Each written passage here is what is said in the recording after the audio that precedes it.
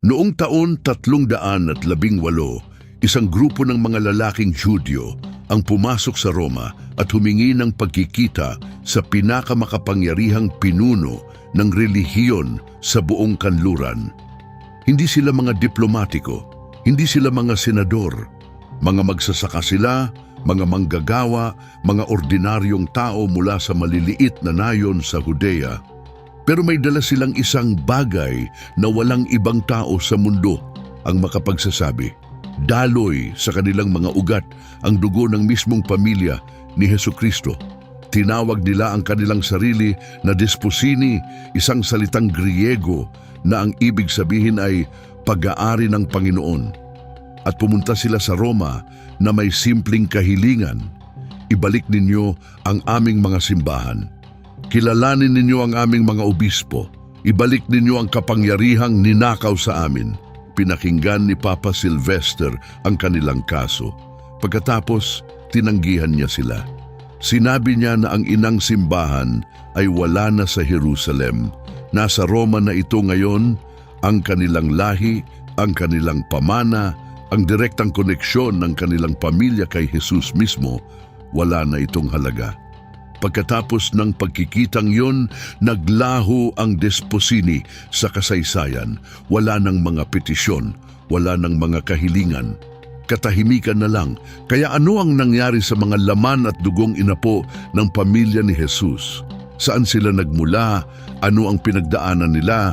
At bakit halos walang nagsasalita tungkol sa kanila ngayon? Para masagot iyon, kailangan nating bumalik sa isang maliit na bayan sa Galilea mga 2,000 taon na ang nakalipas. At ang malalaman natin doon ay babaguhin ang halos lahat ng akala mong alam mo tungkol sa sinaunang simbahan. Alam ng lahat na lumaki si Jesus sa Nazareth. Ang hindi iniisip ng karamihan ay lumaki siya sa isang pamilya. Isang tunay na pamilya sa isang maliit na bahay sa isang maalikabukang nayon kung saan alam ng lahat ang buhay ng bawat isa. Ang Nazareth noong unang siglo ay hindi isang lungsod. Hindi rin ito isang maayos na bayan ayon sa karamihang pamantayan. Tinataya ng mga arkeologo na mga 200 hanggang 400 lang ang nakatira doon. Kilala ng lahat ang lahat. Malaki ang mga pamilya, maliit ang mga bahay, at halos walang privacy. Parehong binanggit ng mga ebanghelyo ni Mateo at ni Marcos ang mga kapatid niyang lalaki ayon sa pangalan.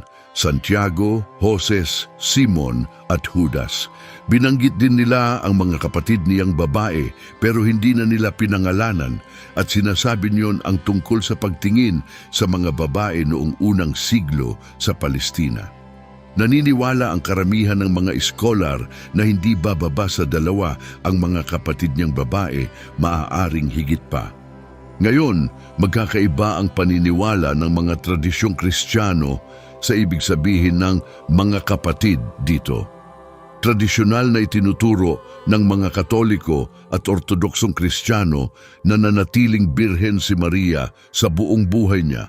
Kaya ang mga kapatid na ito ay mga pinsan o mga anak mula sa naunang kasal ni Jose. Karaniwang tinatanggap ng mga Protestante ang mas simpleng pagbasa at sinasabing sila ang mga tunay na anak ni Maria at Jose na ipinanganak pagkatapos ni Jesus. Para sa layunin ng kwentong ito, hindi binabago ng pagkakaibang yon ang pangunahing punto. Kahit half-brothers sila, step-brothers o mga pinsan, pamilya sila. Iisang bahay ang tinitirhan nila, magkakasabay silang kumakain at iisa ang apelyido nila sa isang kulturang napakahalaga ng pamilya. Sa unang siglong Judaismo, ang pamilya mo ang nagbibigay ng iyong pagkakakilanlan.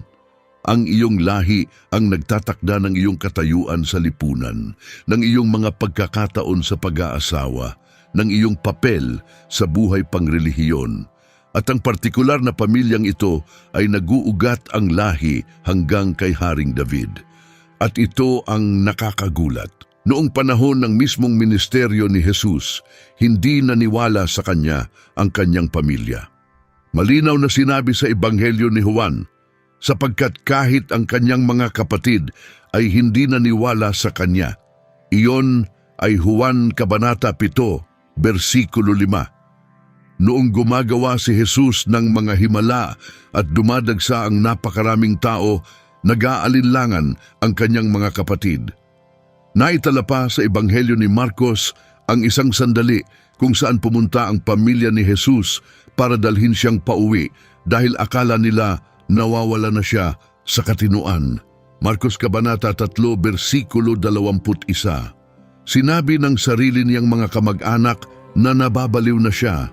Pag-isipan mo iyon sandali, isipin mong ang kuya mo ay nagsimulang mag-angkin na siya ang Mesyas. Magkasama kayo lumaki, nakita mong natapilok siya, narinig mong humilik siya, pinanood mong natuto siya ng karpinterya mula sa inyong ama. Nagtalo kayo tungkol sa mga gawaing bahay. Paano mo nga ba po posibleng tanggapin ang ideyang ang taong ito ang anak ng Diyos? Kaya noong mga taon ng pampublikong ministeryo ni Jesus, lumayo ang kanyang mga kapatid. Wala sila sa 12 apostol, wala sila sa pinakamalapit na grupo. Nanunood sila mula sa gilid, marahil nag-aalala, marahil nahihiya, marahil nalilito. At alam nating wala sila sa krusipiksyon. Noong namamatay si Jesus sa krus, tumingin siya pababa at nakita niya ang kanyang inang si Maria at ang apostol na si Juan na nakatayo doon. Sinabi niya kay Juan na alagaan si Maria na parang sarili niyang ina. Kung naroon si Santiago at ang iba pang mga kapatid, hindi nakakailanganin ni Jesus ang ganitong kaayusan. Ang kawalan nila sa pinakamahalagang sandali ng buhay ng kanilang kapatid ang nagsasabi ng lahat tungkol sa kalagayan ng relasyon nila. Pero may nagbago at binago nito ang lahat. Pagkatapos ng krusipiksyon, may nangyari kay Santiago, ang panganay sa mga kapatid ni Jesus, na ganap na nagbago sa kanya. Isa ito sa pinakamalaking pagbabago ng isang tao sa buong Biblia. At halos hindi ito napapansin ng karamihan. Ang unang sulat ni Pablo sa mga taga-Korinto ay naglalaman ng isa sa pinakasinaunang dokumentong Kristiyano na mayroon tayo. Isang kredo na pinaniniwalaan ng mga eskolar na nagmula sa loob lamang ng ilang taon pagkatapos ng krusipiksyon. Ang kredong ito ay binibigkas na ng mga Kristiyano bago pa man ito isulat ni Pablo. At sa kredong iyon, inilista ni Pablo ang mga nakakita sa nabuhay na mag-uling Jesus. Si Pedro, ang 12, 500 tao ng sabay-sabay. At pagkatapos hiwalay at partikular, si Santiago. Nagpakita si Jesus sa sarili niyang kapatid. Hindi natin alam ang mga detalye ng pagkikitang iyon. Hindi ito inilarawan ng Biblia. Hindi natin alam kung nag-iisa si Santiago, kung saan nangyari, kung ano ang pinag-usapan. Ang alam lang natin ay si Jesus, pagkatapos ng kanyang pagkabuhay na maguli, ay sadyang nagpakita sa kapatid na hindi naniwala sa kanya. Anuman ang nakita ni Santiago, anuman ang nangyari sa sandaling iyon, ginawa nitong isang tapat na mananampalataya ang dating nag-aalinlangan. Sa loob lamang ng ilang taon, hindi lang tagasunod si Santiago. Siya na ang pinuno ng buong simbahan sa Jerusalem. Hindi si Pedro, hindi si Pablo, si Santiago, ang kapatid na hindi man lang dumalo sa krusipiksyon ang namumuno na ngayon sa buong operasyon. Isa ito sa mga hindi gaanong pinahahalagahang katotohanan sa kasaysayang Kristiyano. Ang kapatid ni Jesus ang naging pinakamahalagang tao sa orihinal na simbahan sa Jerusalem. Tinawag siya ni Pablo na haligi ng simbahan sa Galacia, Kabanata 2. Noong nakatakas si Pedro mula sa bilangguan sa Gawa, Kabanata 12, ang unang sinabi niya ay sabihin ninyo kay Santiago.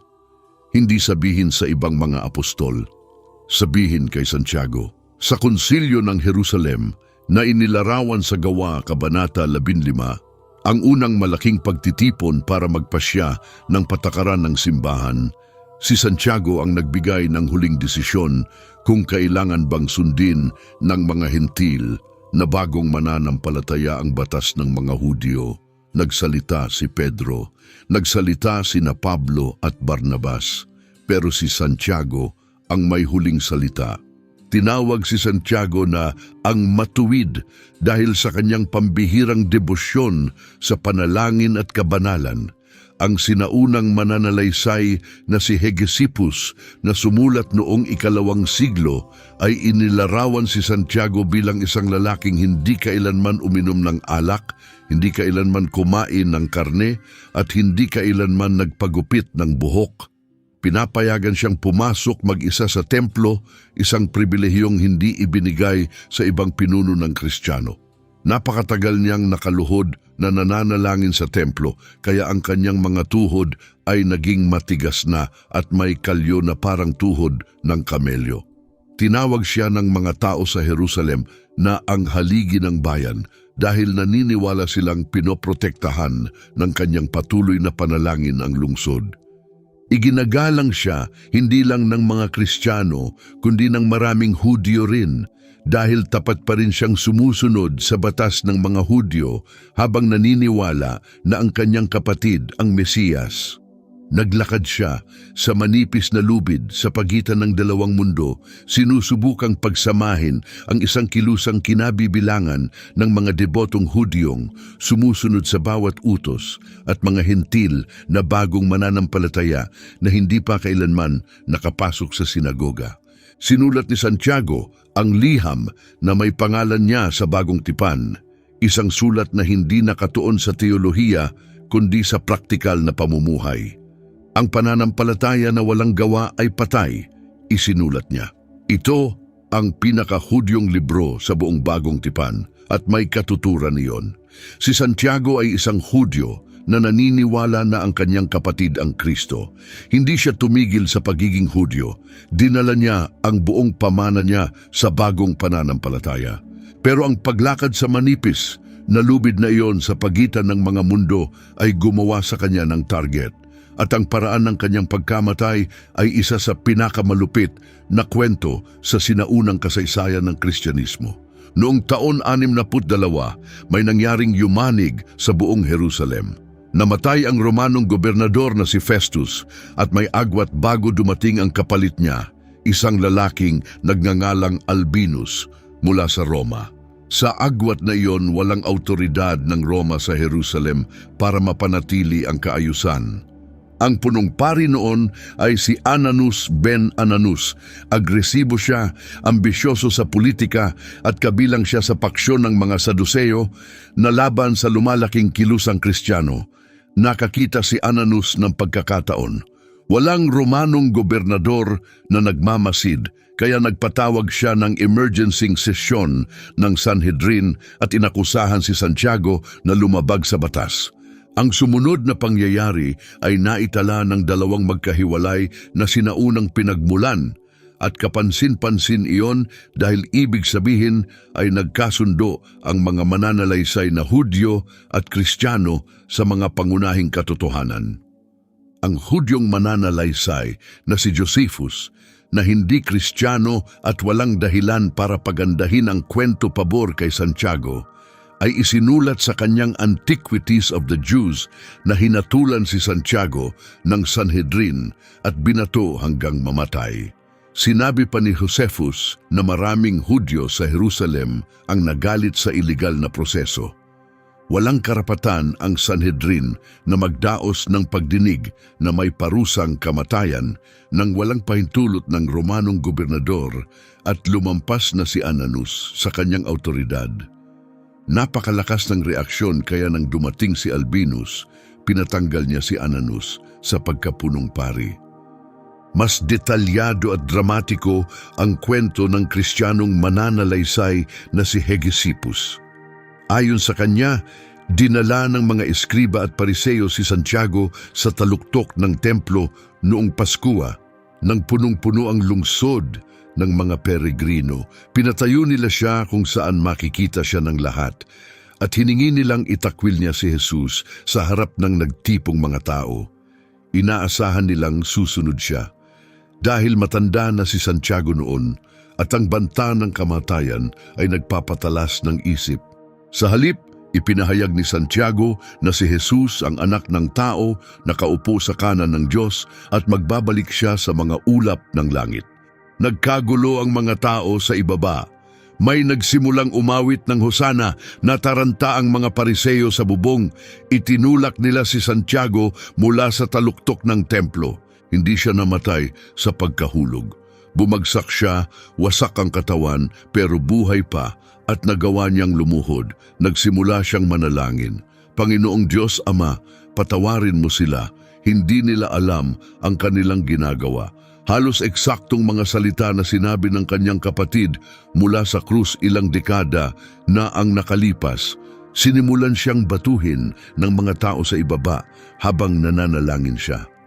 Isang pari na inapo ng mga Rechabita na binanggit sa aklat ni Jeremias ang nagtangkang pigilan sila. "Tigil!" sigaw niya. "Ang matuwid na tao ay nananalangin para sa atin."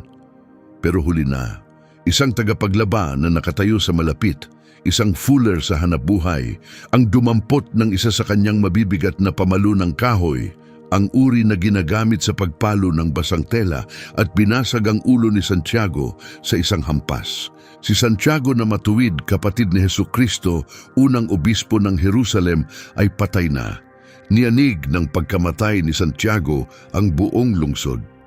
Kahit ang mga Hudyong hindi Kristiyano ay natigilan na ang pinakamatuwid na tao sa Jerusalem ay pinatay sa pamamagitan ng iligal na paglilitis. Umangat pa si Josephus sa pagsasabing ang pagkawasak ng Jerusalem ng mga Romano 8 taon pagkatapos ay parusang mula sa Diyos dahil sa nangyari kay Santiago. Maniwala ka man doon o hindi, mahirap baliwalain ang pagkakasunod-sunod ng mga pangyayari. Ang pinakamatuwid na tao sa Jerusalem ay pinatay noong 62 at winasak ang lungsod noong 70. Pero para sa pamilya ni Jesus, ang pagpatay kay Santiago ay simula pa lang ng kanilang mga pagsubok. Pagkatapos mapatay si Santiago, kailangan ng simbahan sa Jerusalem ng bagong pinuno. At muli, pumili sila ng isang miyembro ng pamilya. Ang pangalan niya ay Simeon, kung minsan ay sinusulat na Simeon at anak siya ni Clopas. Si Clopas ay kapatid ni Jose, kaya si Simeon ay unang pinsan ni Jesus. May mga tradisyong nagsasabi na si Clopas at si Cleopas ay iisa, isa sa 2 disipulong nakatagpo ng nabuhay na mag-uling Jesus sa daan patungong Emmaus sa Lucas Kabanata 24. Kung totoo iyon, ang mismong ama ni Simeon ay naglakad kasama ang nabuhay na mag-uling Kristo nang hindi niya ito nakilala hanggang sa sandali ng pagpipira-piraso ng tinapay. Pinamunuan ni Simeon ang simbahan sa Jerusalem sa isang lubhang mapanganib na panahon. Sa loob lamang ng 4 na taon pagkatapos ng kanyang pagkahirang, sumiklab ang pag-aalsa ng mga Hudyo laban sa Roma noong 66. Ang mga radikal na Hudyong nasyonalista na kilala bilang mga Ziyalot ay nasakop ang Jerusalem. Inihahanda ng mga Romano ang kanilang mga lehiyon, alam ng lahat na may paparating na sakuna. Ayon sa sinaunang tradisyong Kristiyano na napreserba ni Eusebius, nakatanggap si Simeon ng banal na babala na kailangan tumakas ng Kristiyanong komunidad mula sa Jerusalem bago magsimula ang pagkubkob. May mga salaysay na nagsasabing ito ay isang propetikong pahayag. May iba namang nagsasabing mabuting pagpapasya lamang ito batay sa mga babala mismo ni Jesus tungkol sa pagkawasak ng templo na naitala sa Mateo Kabanata 24 at Lucas Kabanata 21. Sinabi ni Jesus sa kanyang mga tagasunod na kapag nakita nilang napaliligiran ng mga hukbo ang Jerusalem, dapat silang tumakas sa mga bundok nang hindi lumilingon. Anuman ang pinagmulan ng babala, nagpasya si Simeon ng mabilis. Pinangunahan niya ang buong kongregasyon, bawat lalaki, babae at bata, sa pagtawid ng ilog Jordan patungo sa isang maliit na bayan ng mga Hentil na tinatawag na Pela sa rehiyon ng Decapolis. Isang matalinong hakbang ito, malayo ang Pella sa labanan para maging ligtas, at isang bayan ito ng mga Hentil na walang dahilan ang mga Romano para atakihin. Noong taon 70, nilusob ng mga Romano sa pamumuno ni General Titus ang mga pader ng Jerusalem. Pagkatapos ng nakakapangilabot na pagkubkob na tumagal ng ilang buwan, naging napakalalim ng taggutom sa loob ng lungsod, kaya naitala ni Josephus na may mga taong kumain ng katad, kumain ng dayami, at sa pinakamatinding kaso, gumawa ng mga bagay na nakakatakot ilarawan. Nang pumasok ang mga sundalo, pinatay nila ang populasyon at sinunog ang templo. Sinasabing sinubukan ni Titus na iligtas ang templo, pero galit na galit ang kanyang mga sundalo at kumalat ang apoy nang hindi na makontrol. Ang templo, ang sentro ng relihiyosong buhay ng mga Hudyo sa loob ng 1,000 taon. Ang lugar kung saan nanalangin si Santiago hanggang sa tumigas ang kanyang mga tuhod ay nauwi sa mga gusali. Ang kanlurang pader na pang-alalay lang ang natira, ang pader na nakatayo pa rin ngayon bilang pinakabanal na lugar sa Hudaismo. Daan-daang libong tao ang namatay. Ang mundong Hudyo na umiral sa loob ng maraming siglo ay nawasak. Wala na ang pagkapari. Tapos na ang sistema ng paghahandog. Binuwag na ang Sanhedrin. Isang buong paraan ng pamumuhay ang natapos sa apoy at dugo. Pero nakaligtas ang mga Kristiyano ng Jerusalem dahil napalabas sila ni Simeon sa tamang oras. Pagkatapos ng pagkawasak, nang ligtas na, ibinalik ni Simeon ang kanyang kawan sa natira ng Jerusalem. Wasak ang lungsod, halos mga guho at kampong militar ng mga Romano na lang.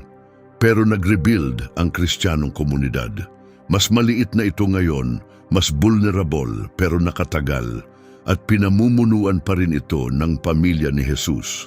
Pinamunuan ni Simeon ang simbahan sa Jerusalem sa loob ng mga dekada, isang pambihirang katagalan. Pero may problema ang mga Romanong emperador sa pamilya ni Jesus na higit pa sa relihiyon. Inaangkin ng pamilya na nagmula sila kay Haring David at labis na hindi komportable ang Roma sa sinumang taga-Palestina na makakaangkin ng dugong maharlika ng mga Hudyo. Buhay pa ang mga mesyanikong inaasahan sa mga Hudyo.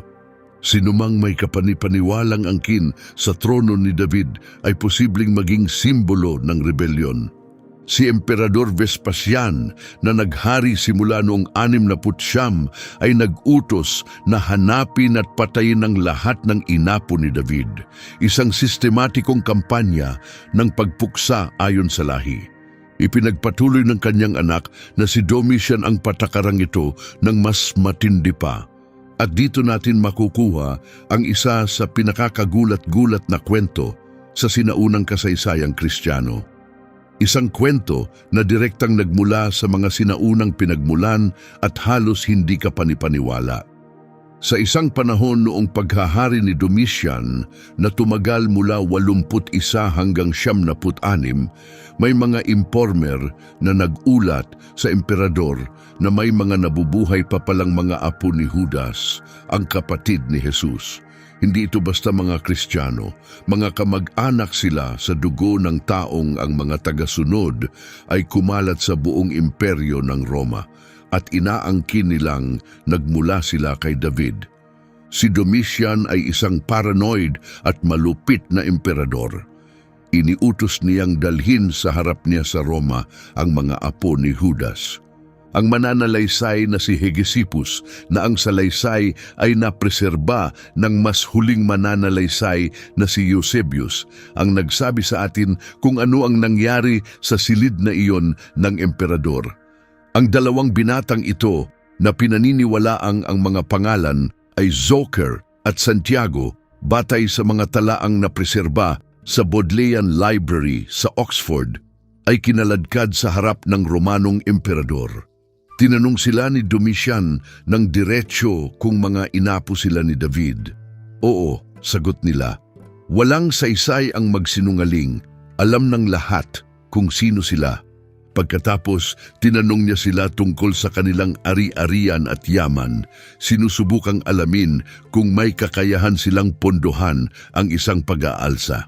Sinabi nila sa emperador na silang dalawa ay may mga 39 na ektarya ng lupa na nagkakahalaga ng mga 9,000 denari. At sila mismo ang nagtatrabaho nito gamit ang sarili nilang mga kamay para makabayad ng buwis at mapakain ang kanilang mga pamilya.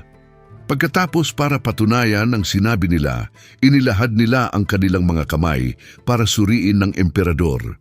Ang kanilang mga palad ay may kalyo, biyak-biyak at magaspang mula sa mga taon ng paghuhukay, pagtatanim at pag-aani.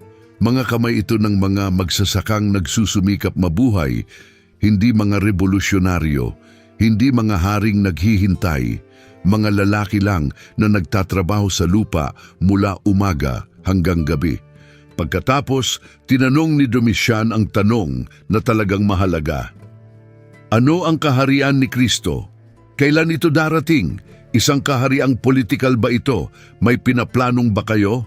Sinabi ng mga apo ni Judas sa emperador na ang kaharian ni Kristo ay hindi sa mundong ito. Hindi ito makalupa o politikal. Darating ito sa katapusan ng panahon kapag bumalik si Kristo sa kaluwalhatian para hatulan ng mga buhay at mga patay. Inuulit nila ang mga salita ng kanilang tiyuhin.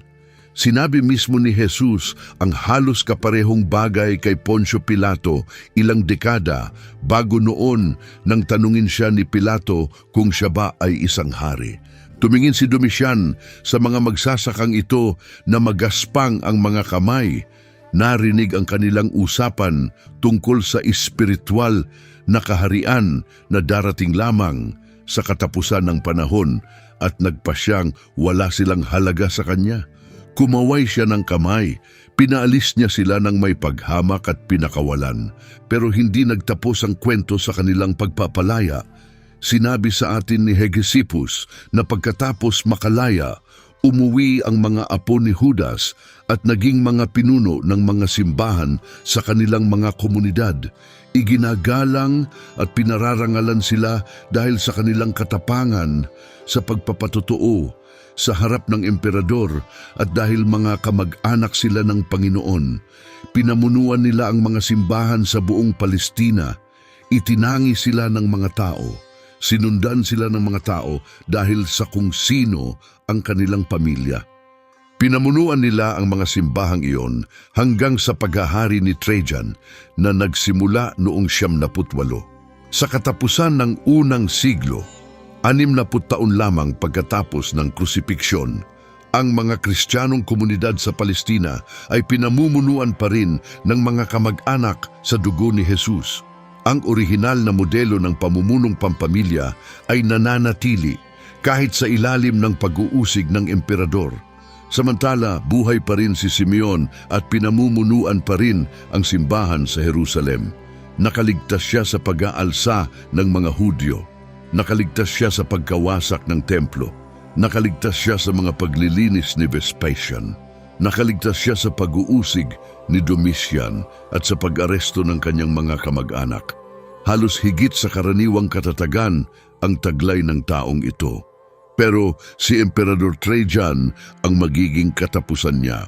Sa ilalim ni Trajan na namuno mula 98 hanggang 117, formal na ginawang krimen ang Kristyanismo sa pamamagitan ng palitan ng mga liham sa pagitan ni Trajan at ni Pliny the Younger, ang gobernador ng Bithynia. Sumulat si Pliny para magtanong kung paano niya haharapin ang lumalaking bilang ng mga Kristiyano sa kanyang lalawigan. Ang sagot ni Trajan ang nagtatag ng unang opisyal na patakaran ng Roma tungkol sa Kristyanismo. Hindi aktibong hahanapin ang mga Kristiyano, pero kung may magsumbong sa kanila at tumanggi silang bawiin ang kanilang pananampalataya sa pamamagitan ng paghahandog sa mga Diyos ng Roma, papatayin sila. Sa Palestina, 2 pag-uusig ang sabay na sumiklab. Hinahanap ng mga Romano ang mga inapo ni David at ang mga nagpapahayag na Kristiyano. Si Simeon ay pareho. 2 beses siyang target. Isinumbong si Simeon sa Romanong gobernador na si Atticus. At hindi basta mga random na nag-akusa. Ayon kay Hegesippus, ilan sa mga nagsumbong ay mula sa mga heretikong sektang Kristiyano, mga grupong humiwalay sa pangunahing simbahan dahil sa mga debate sa teolohiya. Nakakita sila ng pagkakataon na sirain ang isang karibal na pinuno sa pamamagitan ng pagbibigay sa kanya sa mga Romano. Ang internal na politika ng sinaunang Kristyanismo ay kasing lupit din ng panlabas na pag-uusig. Inaresto si Simeon at dinala sa harap ni Atticus. Mahigit 100 taon na siya noon. Karamihan ng mga sinaunang pinagmulan ay nagsasabing 120 ang edad niya, kahit itinuturing ng ilang mga mananalaysay na simboliko ang bilang na yon, isang alingaw-ngaw kay Moises na namatay din sa edad na 120. Anuman ang eksaktong edad niya, malupit ang sumunod na nangyari. Pinahirapan si Simeon sa loob ng ilang araw.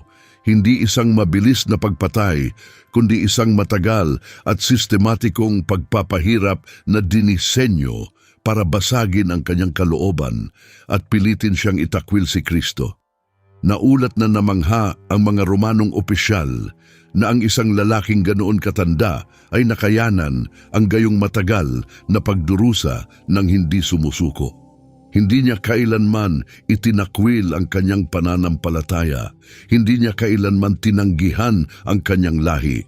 Hindi niya kailanman pinangalanan ang ibang mga mananampalataya. Sa huli, nung mga taon 107, si Simeon, anak ni Clopas, pinsan ni Hesukristo, ikalawang obispo ng Jerusalem, ay ipinako sa krus. Namatay siya sa parehong paraan ng kanyang Panginoon, nakapako sa krus, at tiniis niya ito ng may katahimikang katatagan na nagbigay kahulugan sa kanyang buong pambihirang buhay. Ang kanyang pagkamatay ay naging hudyat ng pagbabago sa kasaysayan ng Kristyanismo. Pagkatapos ni Simeon, may mga Hudiyong obispo pa rin ng Jerusalem, pero ang direktang koneksyon sa pamilya ay humihina na sa bawat lumilipas na henerasyon. Ang panahon ng pamumuno ng mga malapit na kamag-anak ni Jesus ay papatapos na, pero hindi ito biglang natapos. Ayon sa mananalaysay ng simbahang si Eusebius, may 15 Hudyong obispo ng Jerusalem sa kabuuan. Isang walang putol na pagkakasunod-sunod ng mga tuling Hudyong mananampalataya. Bawat isa sa kanila ay bahagi ng Hebreyong Kristiyanong komunidad. Ang linya na ito ay umaabot mula kay Santiago na matuwid hanggang sa isang lalaking nagngangalang Juda Kyriakos. Si Juda Kyriakos ay isa sa pinakakagulat-gulat at pinakahindi napapansing tao sa buong salaysay na ito. Ayon sa manunulat noong ika-4 na siglo na si Epiphanius ng Salamis, si Juda ay apo sa tuhod ni Judas, ang kapatid ni Jesus. Ibig sabihin, siya ay apo sa talampakan ni Hesukristo mismo. Siya ang ika-15 at huling Hudiyong obispo ng Jerusalem. Ang kanyang panunungkulan ay nagtugma sa isa sa pinakamalaking sakuna sa kasaysayan ng mga Hudyo, ang pag-aalsa ni Bar Kokhba. Noong 132, isang karismatikong Hudiyong pinunong militar na nagngangalang Simon Bar Kokhba ang naglunsad ng malaking rebelyon laban sa Roma. Hayagang idineklara ng bantog na Rabbi Akiva na si Bar Kokhba ang Mesiyas at daan-daang libong Hudyo ang sumama sa kanyang layunin. Sa isang maikli at kahangahangang sandali, talagang nagtagumpay ang mga rebelde. Naitaboy nila ang mga Romano mula sa Jerusalem. Nagtayo sila ng isang independenteng estadong Hudyo, gumawa sila ng sarili nilang mga barya. Hawak nila ang banal na lungsod sa loob ng halos 3 taon. Pero ang tugon ng Roma nang dumating ito ay mapangwasak ng higit pa sa anumang naranasan ng mga Hudyo noon. Ipinadala ni Emperador Hadrian ang kanyang pinakamahuhusay na general na may 6 na buong lehiyon, isang napakalaking puwersa militar. Nabigo ang pag-aalsa noong 135 at ang parusa ni Hadrian ay nagmukhang halos maawain ang pagkawasak noong 70 kung ikukumpara. Giniba ang Jerusalem hanggang sa pundasyon at itinayong muli bilang isang paganong Romanong lungsod na tinatawag na Aelia Capitolina. Isang templo para kay Jupiter ang itinayo sa Temple Mount kung saan dati nakatayo ang Hudyong templo. Isang estatwa ni Hadrian mismo ang inilagay kung saan dating naroon ang kabanal-banalang lugar. At dumating ang utos na nagbago sa lahat. Ipinagbawal sa mga Hudyo ang pagpasok sa lungsod sa parusa ng kamatayan. Sino mang tuling tao na matagpuan sa loob ng lungsod ay papatayin agad. Kasama sa pagbabawal na ito ang mga Kristiyanong Hudyo, kahit ang mga katulad ni Judah Kyriakos na tumangging suportahan ang pag-aalsa ni Bar Kokhba dahil hindi nila kinilala siya bilang Mesyas. Hindi iyon mahalaga. Kung tuli ka, bawal ka. Walang ibang usapan. Ang desposini na nakabase sa Jerusalem at sa mga karatig na lugar sa loob ng mahigit 1 siglo ay biglang naging mga tapon sa sarili nilang lupang ninuno. Ang lungsod kung saan pinamunuan ni Santiago ang simbahan, kung saan nag-rebuild si Simeon pagkatapos ng unang pagkawasak, kung saan henerasyon pagkatapos ng henerasyon ng mga kamag-anak ni Jesus ay nagsilbing mga obispo, ay ipinagbawal na sa kanila. Pagkatapos ng 135, muling inayos ng mga autoridad mula sa labas ang simbahan sa Jerusalem. Isang hentil na obispo na nagngangalang Marcus ang itinalaga ng metropolitano ng Caesarea. Sa unang pagkakataon sa kasaysayan ng Kristyanismo, ang simbahan sa Jerusalem, ang inang simbahan, ang orihinal na komunidad, ay hindi na pinamumunuan ng isang Hudiyong mananampalataya. Ang walang putol na kadena ng mga Hebreyong obispo na umaabot pabalik hanggang kay Santiago na kapatid mismo ni Jesus ay naputol magpakailanman. Nakaligtas si Judah Kyriakos sa pag-aalsa. Ayon sa mga huling pinagmulan, nabuhay siya hanggang mga taon 148, malalim na sa paghahari ni Emperador Antoninus Pius. Pero hindi na siya makapaglingkod bilang residenteng obispo ng Jerusalem. Isa na siyang obispong tapon, pinapanatili ang anumang autoridad na maaari niya sa mga nakakalat na Kristiyanong Hudyong komunidad sa Galilea. Wala na ang tunay niyang kapangyarihan. Kay Judah Kyriakos, naputol ang huling formal na institusyonal na ugnayan sa pagitan ng simbahan sa Jerusalem at ng pamilya ni Jesus. Pero narito ang bahagi ng kwentong ito na walang nagsasalita. Hindi lang nawala sa desposini ang kanilang mga simbahan at mga titulo. Nawala sa kanila ang isang bagay na mas mahalaga pa. Nawala sa kanila ang kontrol sa kwento ng sarili nilang pamilya. At ang pumalit dito ay hindi makikilala ng sino mang talagang nakakilala kay Jesus. Ang desposini bilang mas malawak na komunidad ay hindi naglaho ng biglaan. Umurong sila sa kanayunan ng Galilea, sa mga nayon ng Nazaret at Cochaba, kung saan napanatili ng kanilang mga pamilya ang kanilang mga ugat sa loob ng mga henerasyon. Ang mga ito ay ang parehong mga nayon na binanggit ni Sextus Julius Africanus nang isulat niya ang tungkol sa mga praktika ng pamilya sa talaan ng lahi noong mga taon 220. Sinabi sa atin ni Africanus na sinubukan ni Haring Herodes na alisin ang mga ebidensya ng pagkagaling sa lahi ni David ilang siglo bago noon sa pamamagitan ng pagsunog sa mga pampublikong talaan ng lahi. Si Herodes ay isang Idumean, hindi isang tunay na Israelita, at sobrang insecure siya tungkol sa kakulangan niya ng lehitimong Hudyong angkan. Kaya iniutos niyang wasakin ang mga arkibo, umaasang kung walang makakapatunay ng kanilang pagmula kay David, walang makakatanong sa karapatan niya na mamuno. Pero ang mga kamag-anak ni Jesus ay hindi ganoon kadaling burahin. Ilang maingat na pamilya ang nagtago ng mga pribadong talaan. Prinaserba nila ang kanilang mga talaan ng lahi mula sa alaala at mula sa mga personal na dokumento ng pamilya. Ipinasa mula sa magulang sa anak tulad ng mga sagradong mana. Ipinagmamalaki nila ang pagpapanatili ng kaalaman tungkol sa kanilang angkan kahit na maaaring ikamatay nila ang kaalamang iyon. Sinabi ni Africanus na ang Desposini ay gumuhit ng kanilang talaan ng lahi mula sa alaala at mula sa aklat ng mga pang-araw-araw na talaan ng tapat hanggat maaari. Mga pamilya itong alam na alam kung sino sila, kung sino ang kanilang mga ninuno at kung paano sila konektado pabalik sa sambahayan sa Nazareth. Sa isang mundo kung saan karamihan ng mga tao ay hindi maaaring bakasin ang kanilang pamilya ng higit sa 2 o 3 henerasyon, nagpanatili ang Desposini ng masusing mga talaan na umaabot ng ilang siglo. Ayon kay Malachi Martin, bawat sinaunang komunidad ng mga Kristiyanong Hudyo ay pinamumunuan ng isang patriarkang Desposini.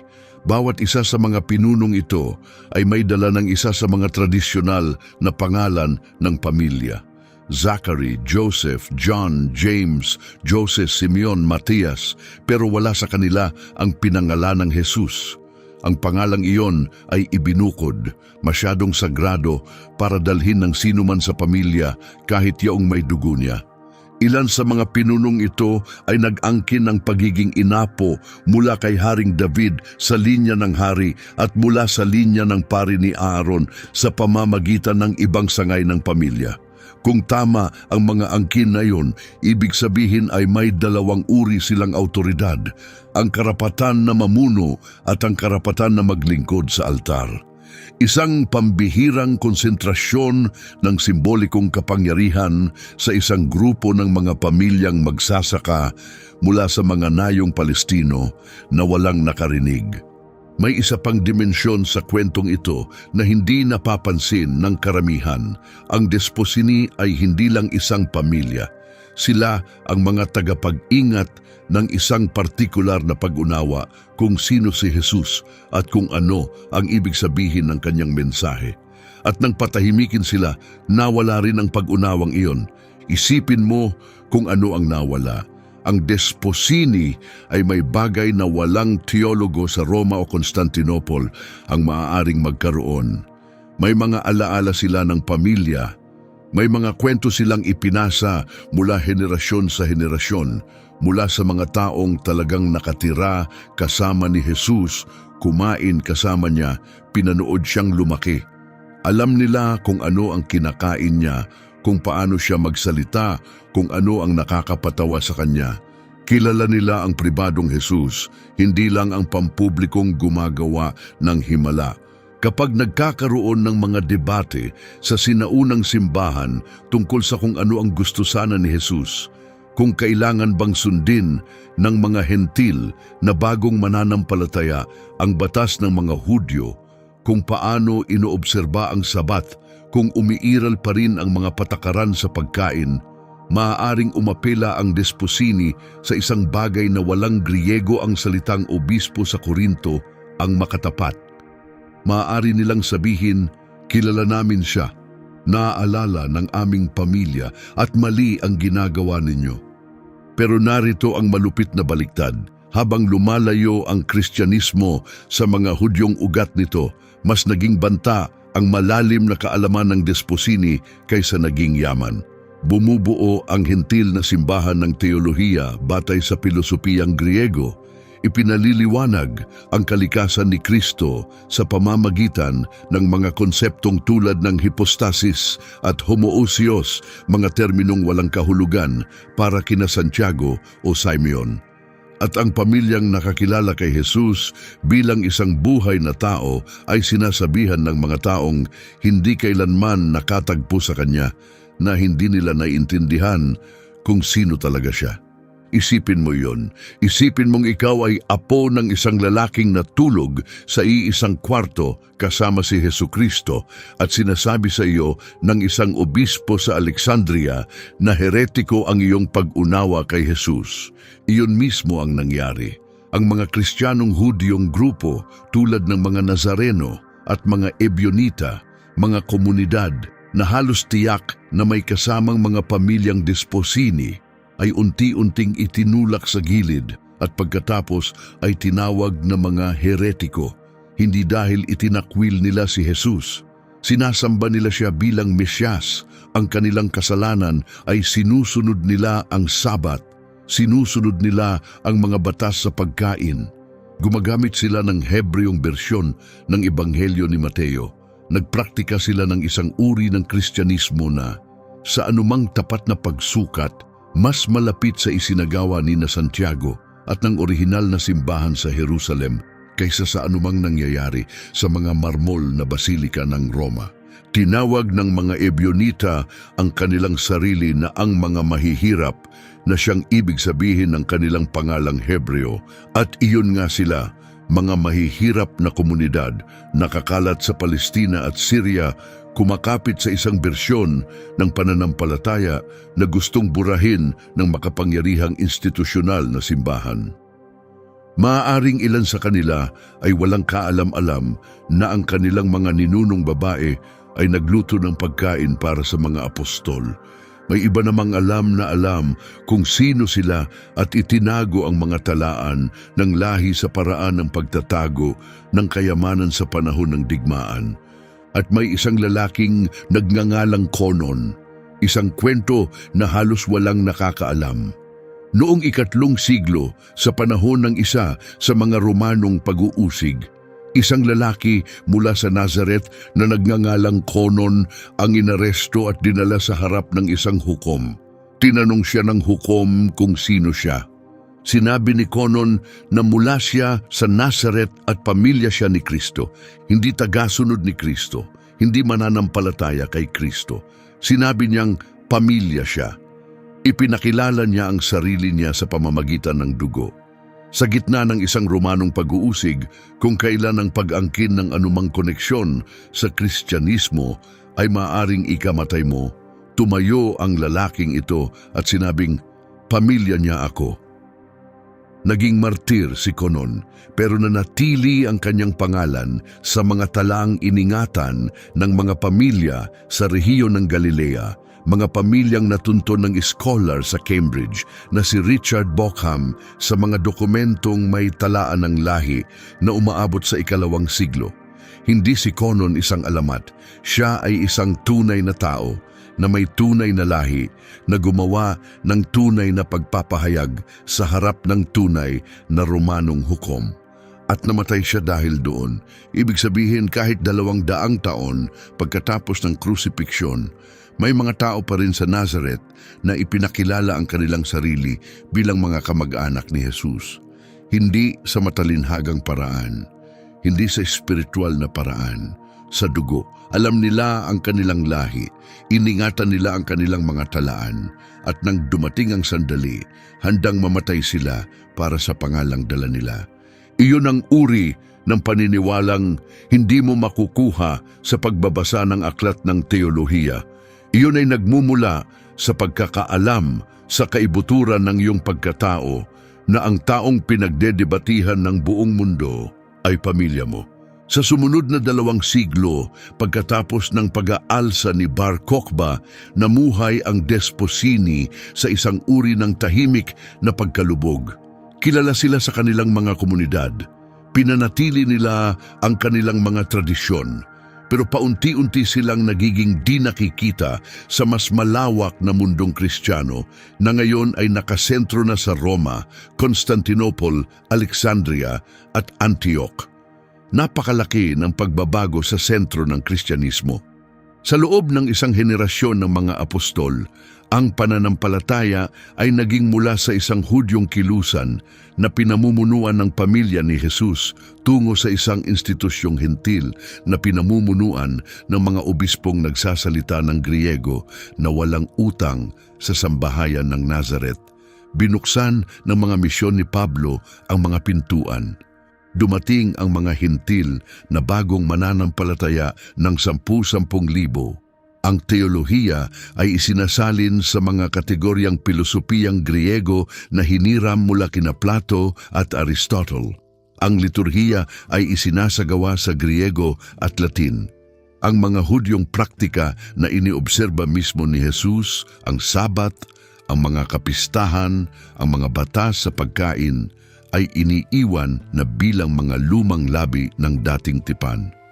Sa mga nayo ng Galilea, sinusunod ng desposini ang Sabath. Iniobserba nila ang Paskuwa at ang pista ng mga tabernakulo. Ipinatutuli nila ang kanilang mga anak na lalaki. Nag-aaral sila ng Torah. Naniniwala sila kay Jesus bilang Mesiyas, pero sumasamba sila sa paraang hindi makikilala ng mga Kristiyano sa Roma at lubos na pamilyar sa mga Hudyong kapitbahay nila. Naiipit sila sa pagitan ng dalawang mundo, tinatanggihan ng karaniwang Hudaismo dahil naniniwala sila kay Jesus at nililimitan ng karaniwang Kristyanismo dahil nanatili silang Hudyo. Isang malungkot na posisyon at lalo itong lumungkot habang lumilipas ang mga siglo. Pero may isang huling pagkakataon, ang desposini. Isang huling tsansa para bawiin ang ninakaw sa kanila. At nang dumating ang sandaling iyon, sa isang silid ng Roma noong taon 318, lahat ng tiniis ng pamilya ni Jesus sa loob ng 3 siglo ay bumagsak sa isang pag-uusap. At dumating ang taon 318 at ang pagkikita kay Papa Sylvester na sinimulan natin sa kwentong ito. Ang pagkikitang nagbago sa lahat, o mas tama, nagkumpirma na nagbago na ang lahat. Ginawang legal ni Constantine ang Kristyanismo 5 taon lamang bago noon. Muling inoorganisa ang simbahan na may suporta ng imperyo. Tumatanggap ang mga obispo ng autoridad sa politika, exemption sa buwis at pondo mula sa gobyerno. Ang institusyonal na simbahan ay nagiging isang estruktura ng kapangyarihan sa sukat na hindi kailanman maiisip ni na Santiago at Simeon. Nakita ng desposini ang pagbabagong ito at nagpasyang ngayon o hindi na. Kung itinatayong muli ang simbahan, gusto nilang maibalik ang kanilang lugar. Isang delegasyon na pinangungunahan ng isang lalaking nagngangalang Joses, ang pinakamatanda sa kanila, ang pumunta sa Roma at nagkamit ng pagkikita kay Sylvester. Iniharap nila ang kanilang mga kahilingan. Bawiin ang mga Griegong obispo, magtalaga ng mga obispong desposini sa Jerusalem, Antioch, Ephesus at Alexandria. Ibalik ang mga kontribusyong pinansyal sa Jerusalem bilang inang simbahan. Ibalik ang Sabat at ang mga kapistahang biblikal. Sinabi ni Sylvester na hindi, sa lahat, nasa Roma na ang inang simbahan ngayon. Tanggapin ninyo ang mga Griegong obispo. Ang batas ng mga Hudyo ay natupad na at napalitan na. Tapos na ang usapan. May binanggit si Martin na kapansin-pansin tungkol sa pagtanggi na ito. Hindi si Sylvester ni alinman sa 32 papa bago sa kanya, ni alinmang papa pagkatapos niya, ang hayagang kumikilala o nagbibigay diin sa pagkakaroon ng hindi bababa sa 3 mahusay na dokumentado at tunay na linya ng pagiging inapo sa dugo mula sa pamilya ni Jesus. Kilala ang desposini na itala ang kanilang lahi. Hindi kailanman pinasinungalingan ang kanilang mga angkin, basta na lang sila binaliwala. Pagkatapos ng 318, naglaho ang desposini mula sa talaang pangkasaysayan. Ang huling dokumentadong pagkikita ng institusyonal na simbahan at ng pamilya ng tagapagtatag nito ay nagtapos sa isang burokratikong pagtanggi at pagkatapos katahimikan. Ano ang nangyari pagkatapos noon? Ilang posibilidad at wala sa kanilang may masayang wakas. Marahil, ang ilang Desposini ay nag-assimilate sa karaniwang Kristyanismo, iniwan ang kanilang natatanging mga gawi at ang pagkakakilanlan ng kanilang pamilya para makaligtas sa mundong hindi na nagpapahalaga sa alinman. Marahil nawala ng bakas sa kanilang lahi ang ilan sa pagdaan ng mga henerasyon. Kung walang suporta ng institusyon, kung walang mga pampublikong arkibo, kumukupas ang mga puno ng pamilya. Sa loob ng 3 o 4 na henerasyon pagkatapos ng pagkikita kay Sylvester, maaaring nakalimutan na ng karamihan sa mga pamilyang Desposini kung sino sila. Tumigil na ang mga anak sa pagtatanong. Ang mga apo ay hindi na alam na may tanong palang dapat itanong. At maaaring may nakapanatili ng mas matagal kaysa inaakala ng sinuman. Nabanggit na natin si Conon noong 3 siglo. Iminumungkahi ng pananaliksik ni Bauckham na may ilang pamilya sa rehiyon ng Galilea na nagpreserba ng mga tradisyon sa talaan ng lahi na maaaring umaabot ng mas malayo pa. Hindi ito mga teoryang konspirasiya, mga maingat na argumentong akademiko ito batay sa tunay na ebidensyang dokumentaryo at may mga katang-isip naman. Ang Da Vinci Code, Holy Blood, Holy Grail, ang mga Knights Templar, ang Priory of Sion. Lahat ng ito ay itinayo sa maling premisa na si Jesus ay nagpakasal kay Maria Magdalena at nagtayo ng isang lihim na dinastiya sa Europa. Wala sa mga ito ang tumatagal sa 5 minutong seryosong pagsusuri sa kasaysayan.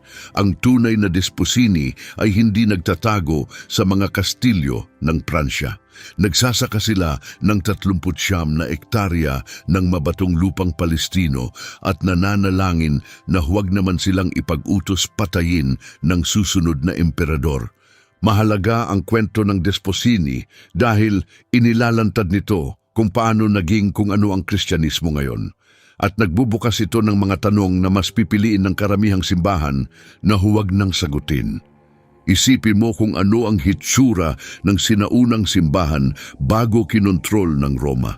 Walang papa, walang Vatican, walang mga kardinal, walang detalyadong liturhiya sa Latin, walang mga katedral na may stained glass. May isang pamilya, isang Hudyong pamilya sa isang maliit na bayan na namumuno sa maliliit na komunidad ng mga mananampalataya na nagtitipon sa mga bahay at nagbabahagi ng pagkain at naaalala ang mga kwento ng isang taong personal nilang nakilala. Ang unang serbisyo sa simbahan ay hindi ginanap sa isang basilika. Ginanap ito sa paligid ng isang hapagkainan. Ang unang komunyon ay hindi isinagawa gamit ang mga pilak na kalis at ostiya. Tinapay ito na pinira-piraso ng mga kamay ng mga taong kumain kasama ni Jesus mismo. Ang unang sermon ay hindi binigkas mula sa isang marmol na pulpito. Sinabi ito ni Santiago, isang lalaking lumaki na magkakasama sila sa iisang kwarto ng Mesyas. Iyon ang Kristyanismong umiral bago ang mga institusyon, bago ang mga konsilyo, bago ang mga kredo. At ang mga taong pinakatapat na sumaklaw nito ay ang Desposini. Kapag sinasabi nating bumalik sa sinaunang simbahan na gustong-gustong sabihin ng mga Kristiyano sa bawat denominasyon, bihira nating ibig sabihin ang akala nating ibig nating sabihin. Ang pagbabalik sa sinaunang simbahan ay hindi kontemporaryong worship music at kaswal na pananamit. Ibig sabihin nito ay isang Hudiyong pamilya sa Galilea na sumusunod sa Sabat, iniobserba ang mga kapistahan at nagkukwento tungkol sa kanilang kapatid at pinsan at tiyo na bumangon mula sa mga patay. Ibig sabihin nito ay mga kamay na may kalyo at sahig na lupa at isang pananampalatayang napakalapit na hindi na nito kailangan ng gusali. Iyon ang nawala ng tanggihan ang Desposini. Hindi lang isang lahi, hindi lang isang angkin sa politika, isang buong paraan ng pagiging Kristiyano na halos tuluyang nakalimutan na ng mundo. Sa simula, ang pananampalataya ay isang usapang pampamilya. Pinamunuan ni Santiago ang simbahan, pumalit si Simeon. Namuno ang mga apo ni Judas sa mga komunidad. Dumadaloy ang autoridad sa pamamagitan ng dugo at alaala at mga pagkaing pinagsaluhan sa maliliit na bahay kung saan naaalala ng lahat ang taong nagsimula ng lahat. Ang modelong yon ay pinalitan sa loob ng 3 siglo ng isang institusyonal na herarkiya na nakabase sa Roma na gumagamit ng Griego at Latin, pinamumunuan ng mga obispong hindi pa kailanman nakakita ng Palestina at ang autoridad ay nagmula sa pagkakasunod-sunod ng mga apostol sa halip na koneksyon sa pamilya. Parehong may kalakasan ang dalawang modelo. Ang modelo ng pamilya ay nagpreserba ng pagkamalapit, pagpapatuloy at direktang saksi. Ang institusyonal na modelo ay nagbigay daan sa paglago, organisasyon at pag-angkop sa magkakaibang kultura sa mundo. Pero ang paglipat mula sa isa patungo sa isa ay hindi malumanay at hindi maiiwasan. Resulta ito ng mga partikular na desisyong ginawa ng mga partikular na tao at nangyari ito sa halaga ng pagbubura sa mismong pamilyang gumawa ng Kristyanismo na posible. May isang malalim na kabalintunaan na mahirap hindi mapansin. Ang pananampalatayang nagtuturo sa mga tagasunod nito na tawagin ng Diyos na Ama. Ang pananampalatayang nagbibigay diin sa espiritual na pamilya at pagiging kasapi. Ang pananampalatayang tinatawag ang simbahan na katawan ni Kristo. Ang pananampalatayang iyon ang nagsabi sa tunay, pisikal na pamilya ni Kristo na walang halaga ang kanilang dugo. Si Santiago na matuwid na nanalangin ng napakatatag na ang kanyang mga tuhod ay naging parang katad at naging martir dahil tumanggi siyang itakwil ang kanyang kapatid. Si Simeon na pinangunahan ng kanyang mga tao patungo sa kaligtasan bago nasunog ang Jerusalem, nakaligtas sa 4 na emperador at ipinako sa krus sa edad na karamihan ng mga tao ay matagal ng patay. Ang mga apo ni Judas na tumayo sa harap ng pinakamakapangyarihang tao sa mundo at ipinakita ang kanilang mga kamay na may kalyo at sinabi sa kanya na ang kaharian ni Kristo ay hindi sa mundong ito. Si Judas Kyriakos, ang huling Hudyong obispo na nanatiling hawak ang kanyang titulo kahit na ipinagbawal siya ng mga Romano sa sarili niyang lungsod. Hindi sila mga katang-isip na karakter. Sila ay mga dokumentadong tao sa kasaysayan na pinatunayan ng maraming independenteng pinagmulan, Kristiyano, Hudyo at Romano. Totoo sila tulad ng sino mang tao mula sa sinaunang mundo.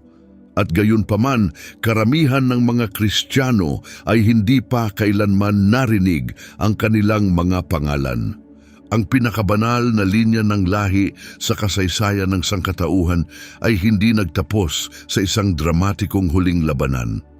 Nagtapos ito sa isang pakikipagkamay at isang saradong pinto sa isang opisina sa Roma.